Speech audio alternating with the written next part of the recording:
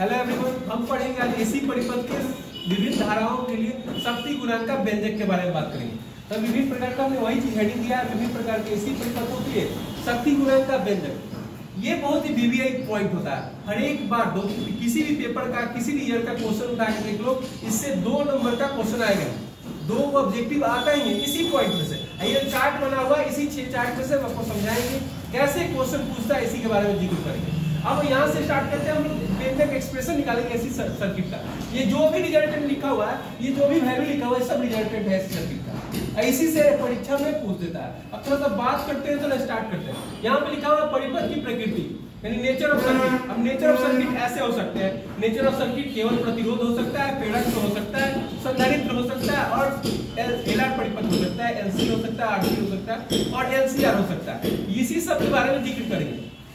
Question कैसे आता है एग्जाम में, उसके अकॉर्डिंग बात करते हैं। अगर एक बात बताते हैं, यहाँ पे अगर प्रतिरोध हो, अब प्रतिरोध का पूछे प्रतिघात कितना हो, तो प्रतिघात को 1 से व्यक्त करते हैं, ठीक है, और प्रतिबाधा को z से व्यक्त करते हैं। अगर प्रेरक तो हो या प्रतिरोध हो, उसके पूछा कि प्रतिघात कितना होगा। अगर प्रतिरोध का प्रतिघात कितना होता है, 0। समझ गए। प्रतिरोध का प्रतिबाधा कितना होगा, सिर्फ r होगा। अब यहाँ पे देखो, प्रतिरोध का अगर फाई कलांतर होगा तो 0 ही होगा, ठीक है, और यह शक्ति गुणांक होगा तो 1।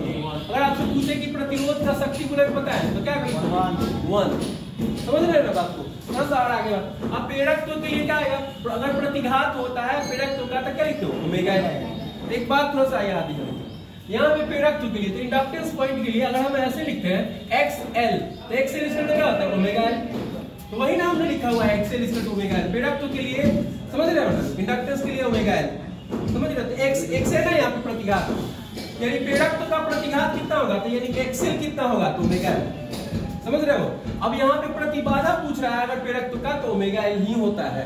अगर कलांतर पूछे तो क्या लिखोगे, π/2, यानी कि 90 डिग्री होगा। अगर यही प्रेरकत्व का आपसे शक्ति गुणांक पूछे तो 0 हो जाता है। समझ रहे हो इस बात को।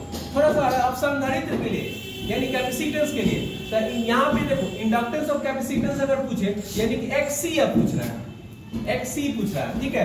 संधारित्र में अब XC इसको जानते हो क्या होता है, 1/ωc। समझ रहे हो ना इस बात को। XC इसको क्या होता है, 1/ωc, यानी प्रतिघात।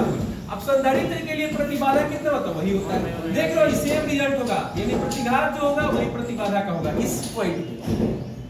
अब संधारित्र का कलांतर कितना होता है, तो π/2। यहाँ पे दोनों कंडीशन सेम ही है, समझ रहे हो, दोनों कंडीशन सेम है। अगर L है तो वो बेस में रहेगा और ये जाएगा, अगर XC है तो 1 बेस में व्युत्क्रम हो जाता है, रेसिप्रोकल हो जाता है।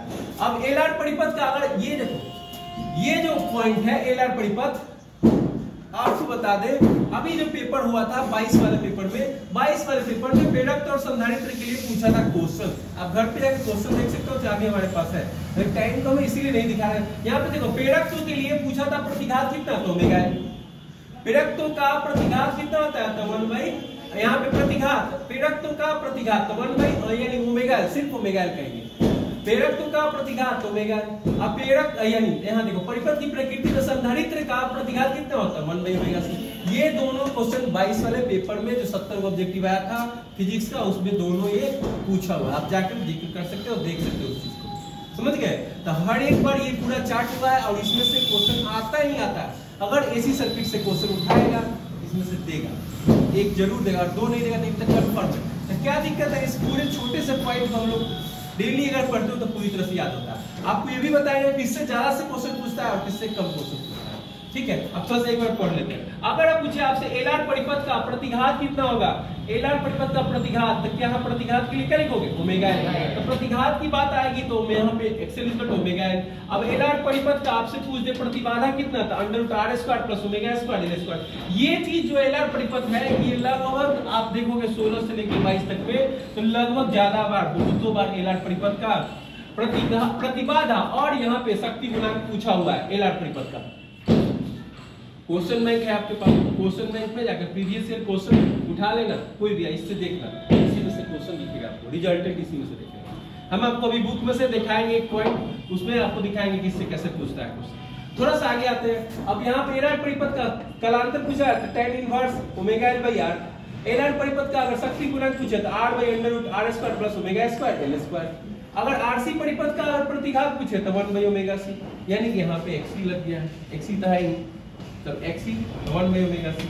अब प्रतिबाधा पूछे तो देख रहे हो यहाँ पे एक बात बताओ, ओमेगा स्क्वायर एल स्क्वायर, यहाँ एल था बेस में था तो इसीलिए ऐसा लिखा हुआ, और यहाँ पे रेसिप्रोकल होगा कि नहीं हुआ ना, ओमेगा यहाँ पे R square plus 1 by omega square C square, यानी कि इसका अर्थ जानते हो क्या हुआ, यहाँ पे अंडर रूट, थोड़ा सा गौर करना, अंडर रूट आर स्क्वायर, यहाँ पे देखो यहाँ पे तो लिखा हुआ ऑलरेडी, यहाँ पे देखना यहाँ पे XC स्क्वायर, तो 1 by यहाँ पे XC होता है, तो XC लगाएंगे तो 1 by omega square C square होगा कि नहीं, है ना। अगर XC लगाओगे तो बेस में रहेगा ऊपर आएगा कि नहीं, समझ रहे हो ना इस बात को, इतना भी किया है, आप थोड़ा सा खाली ध्यान दोगे वैसे ही कोई बदलाव नहीं हुआ है।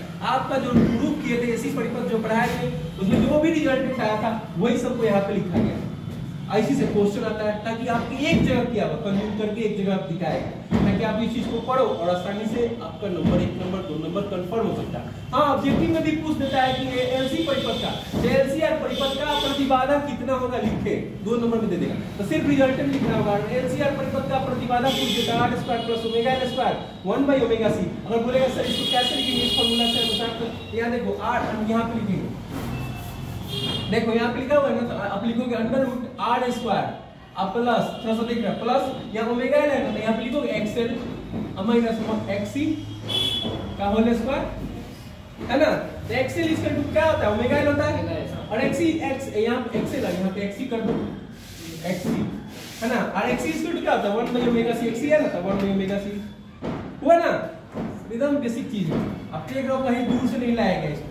अब एलसीआर परिपथ का अगर आपसे पूछे, एलसीआर परिपथ का देख रहे हो, एलसीआर परिपथ का पूछे आपसे कि शक्ति गुणा कितना होता है, तो r by under root r square plus omega square 1 by omega c का होल स्क्वायर ना लीजिए। अब थोड़ा सा इधर एलसी परिपथ का अगर शक्ति गुणा पूछ दे तो जीरो। एक बात और बताते हैं आपको, इस वाले पॉइंट को यहाँ पे जो टिक लगा रहे हैं ये वाला पॉइंट, और यहाँ पे प्रतिबाधा वाला पॉइंट और प्रतिघात वाला पॉइंट, आपको बता दें 80% 85 का हो या 80% इसी 3 पॉइंट में से एग्जाम में आता है। कोई भी पेपर उठा के देख लो 9 से लेकर 22 तक प्रतिघात प्रतिबाधा और शक्ति गुणक से ही क्वेश्चन उठाता है।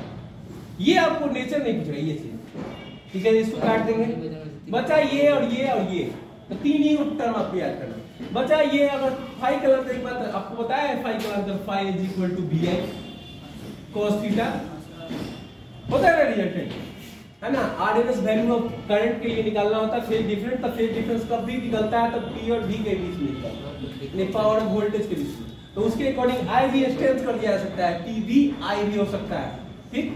थोड़ा सा और आगे बढ़ते हैं। अब इस सब के नेचर के बारे में लिखा हुआ है, ये सब रिजल्टेंट लिखा हुआ है, इससे किसी भी तरह का कोई भी दिक्कत होता है आप पूछ सकते हैं, किसी कोई दिक्कत है नहीं ना। चलो अच्छा, इसको समझ लिए, अब इसको नोट कीजिए। Thank you.